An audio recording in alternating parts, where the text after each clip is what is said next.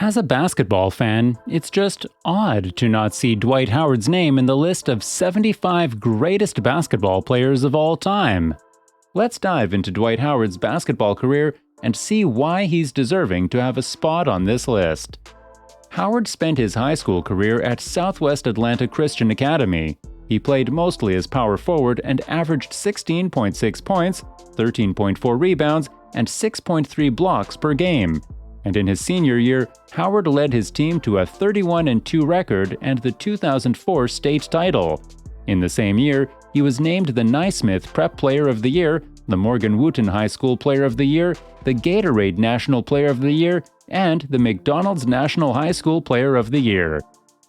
And the NBA didn't overlook the talent they saw in Howard. Despite being very young at 18 years old and never gone to the traditional college basketball route, the Orlando Magic selected Howard with the #1 pick. In his first season, Howard made an immediate impact on his team and averaged 12 points, 10 rebounds, and 1.7 blocks per game. He's also set records in his first season. He became the youngest player in league history to average a double-double, and he also became the youngest player to average at least 10 rebounds a season, and the youngest player to ever record at least 20 rebounds in a game. However, the Magic would miss the playoffs with a record of 36-46. Howard just kept improving year in and year out. In his third season, Howard played in all 82 regular season games for 3 straight years. In February 2007, Dwight hammered a game-winning alley-oop off an inbound at the buzzer against the San Antonio Spurs. Dwight caught the ball with less than a second left in the game clock and flushed a thunderous slam. The league started to notice how dominant Howard was as he got his first All-Star appearance as a reserve. He averaged 17.6 points, 12.3 rebounds, and 2 blocks, earning a spot in the All-NBA third team. Howard and the Magic ended their 4-year playoff drought and got qualified as the 8th seed, but were eliminated by the Pistons in the first round. In the 2007-08 season, Howard continued to put up impressive numbers, leading the Magic in having their best season to date. And his stat line makes you want to double-check the math.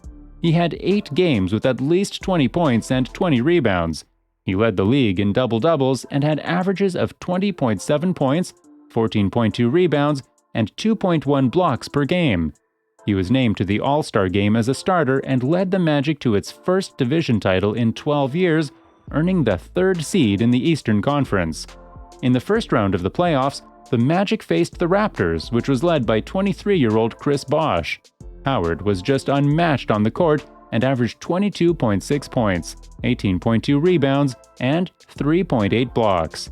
In this 5-game series, Dwight had at least 20 points and 20 rebounds in 3 games.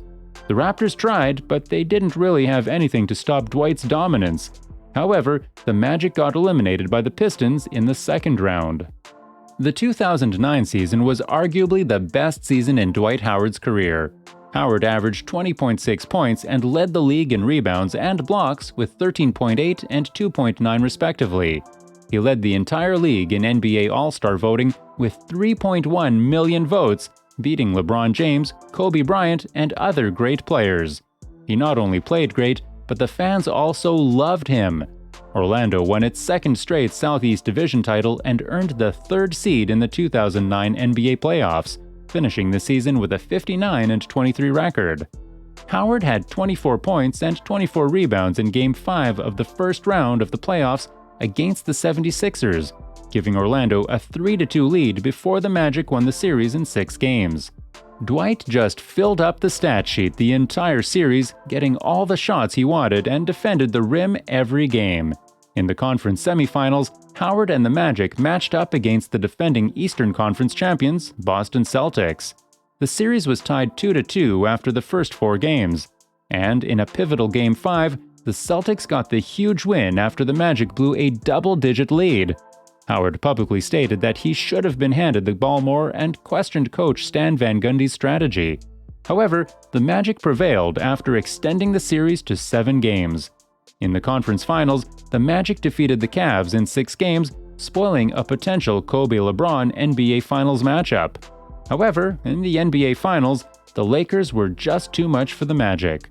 They lost the series in 5 games after Kobe's brilliant 32 points per game performance in the series. Howard won the NBA Defensive Player of the Year award for the season, making him the youngest player to do so. He was also selected to the All-NBA First Team and the NBA All-Defensive First Team. Despite not getting the NBA title, this was one of the most spectacular individual performances we've seen in modern NBA. The following season, Howard continued his dominance on the court. He was again named to the All-Star game as the starting center, led the league in field goal percentage with 61%, led the league in rebounds with 13.2, and again led the league in blocks with 2.8 per game.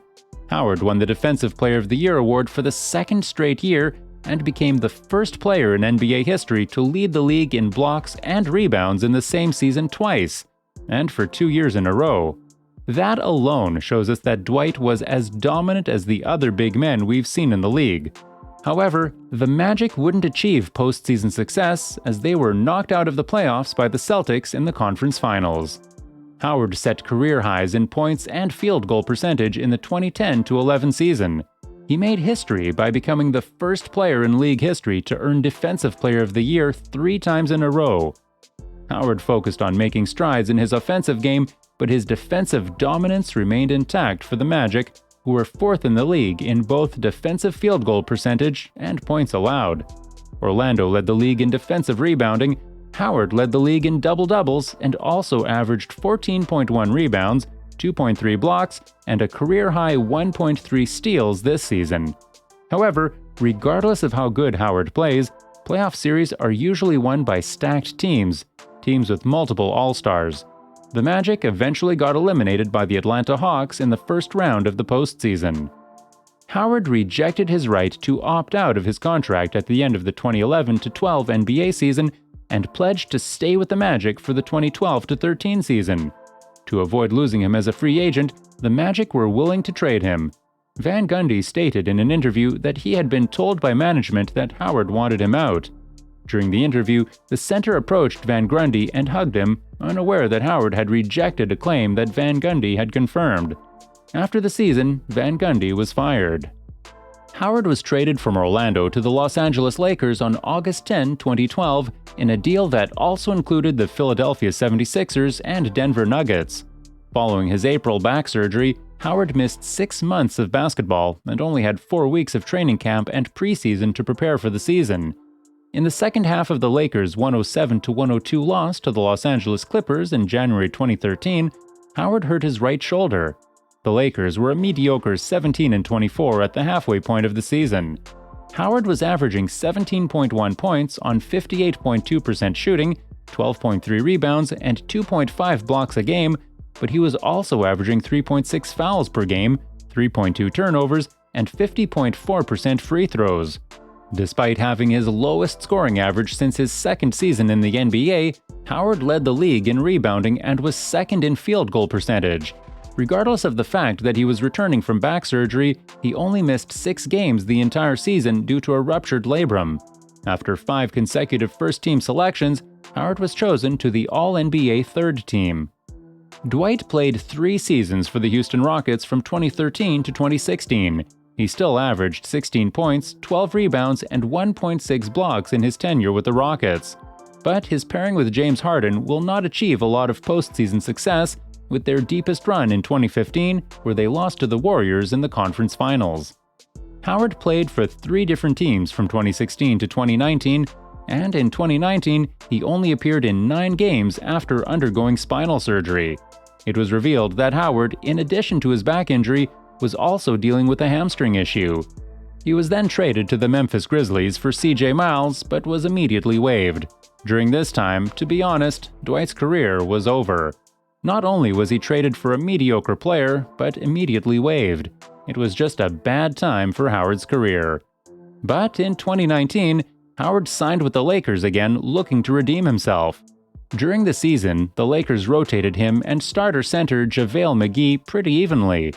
Howard willingly embraced his role, from being one of the most dominant big men the league has seen to a backup big man, and Dwight played well and contributed a lot to the team, especially in the postseason.